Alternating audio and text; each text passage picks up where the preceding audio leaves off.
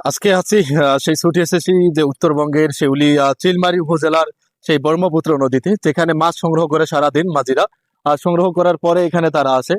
ভাই, এটা কি মাছ? কাউইটাক না। আচ্ছা, কখন আপনারা গেছেন মাছ মারতে? সকালে এই ফজরে ফজরের সময়। আপনি নিজেই মাছগুলো বেচতে পারবেন না? বাড়ি তাহলে যে ডাকের মধ্যে তোলার কারণ ঢাকা গাড়ি দিলে সকাল বাড়ি যাওয়ার ভাই এই জন্য। হাতে বেসালি দেরি এখানে কত টাকার মাছ হতে পারে? 5 থেকে 600। 5 থেকে 6। ঠিক আছে, ধন্যবাদ ভাইয়া। তো এভাবে সারাদিন মাছ সংগ্রহ করে তারা এই ব্রহ্মপুত্র নদীতে। আপনারা শুনলেন যে তারা ভোরবেলা একেবারে যায়, সেটা হতে পারে ফজরের আগে বা 3টা 4টার সময় যায়। তো গিয়ে এই নদীতে মাছ সংগ্রহ করার পরে বিভিন্ন জাল দিয়ে তাদের ছোট্ট নৌকা আছে। ভাই, এগুলো কি মাছ আপনার? কি মাছ? কাকুই টাক না? আচ্ছা, কখন যান মাছ মারতে আপনারা? কখন যান? ভরে যাই। ভোরে যান। আচ্ছা, এখানে কত টাকার মাছ হতে পারে?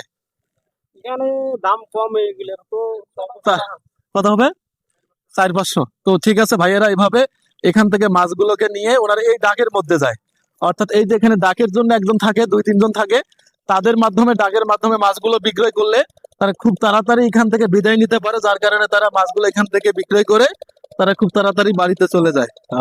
আসসালামু আলাইকুম, ভালো আছেন? তো এই ডাকের মাধ্যমে এনারা হচ্ছে কয়জন ডাকে আছেন? 2 জন। 2 জন। তো এনারা এভাবে ডাকের মাধ্যমে মাছগুলোকে বিক্রয় করে থাকেন, কারণ খুব তাড়াতাড়ি। চাচা, কি মাছ এগুলো আপনার? কি মাছ? কি নাম বললেন? ভাইরা ভাইরা ভাইরা। এগুলো কয় টাকার মাছ হতে পারে এখানে? এখন তাও তো 14-17 কত সকালে গেছেন আপনারা? সব ছোট সময় বছরে। ঠিক আছে স্যার।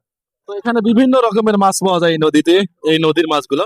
তো ওই মাছগুলো যেখানে বিক্রি হচ্ছে, আমি যদি বলি আপনাদেরকে, তো এখানে বিক্রি হচ্ছে, একটু দেখবেন।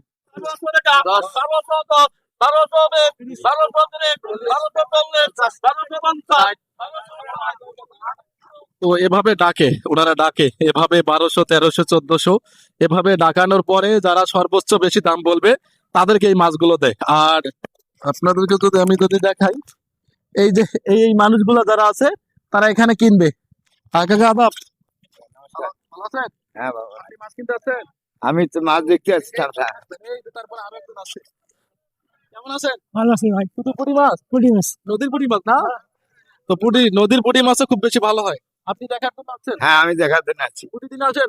প্রতিদিন আছি। আচ্ছা, এই মাছগুলো কেমন হয়? এখানে ভালোই মাছ ওঠে। ভালো মাছ ওঠে না? তো নরমালি খুব বেশি ভালো লাগলো এখানে আসার পরে এই চিলমারির সেই ব্রহ্মপুত্র নদীতে। আর এই ডাকের পরে এনারা মাছগুলো বিক্রি করে। তো এনারা আপনারা খাওয়া দাওয়া এখানে করেন? এনারা খাওয়া দাওয়া এখানে করেন? এই যে চুলে খাওয়া দাওয়া বানাচ্ছেন, এখানে থাকেন? আচ্ছা আচ্ছা আচ্ছা।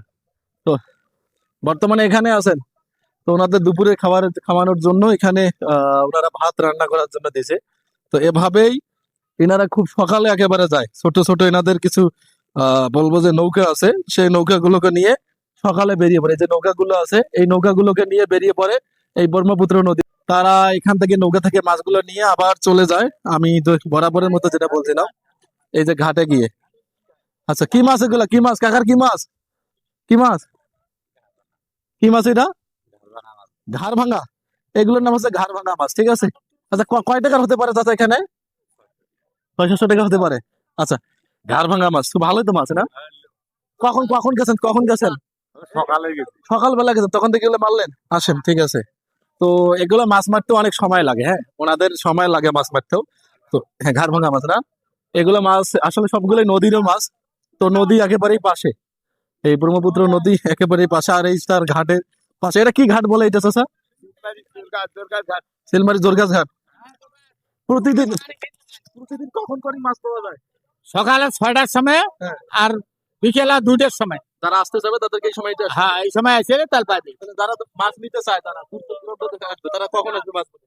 সকাল 6টার সময়। সকাল 6টার সময় আসবে আর বিকেল 2টার সময়। বিকাল 2টার সময়। তাহলে পাওয়া যাবে। মাছ 2টার পর থেকে মাছ শুরু। 2টার পর থেকে শুরু বেচা কিনি। 140, 140, 150, 160, 170, 180, 180, 190, 190, 190 ভাই আবার বলি।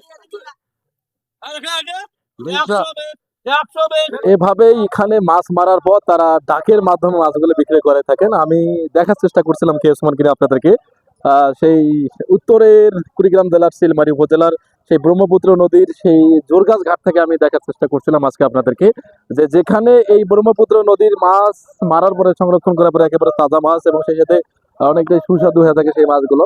তো মারার পরে এখানে বিক্রি করা হয় এখান থেকে। তো আপনাদের সাথে আবারও কোনো একটা ভিডিওতে দেখা হবে। সেই পর্যন্ত ভালো থাকবেন, সুস্থ থাকবেন।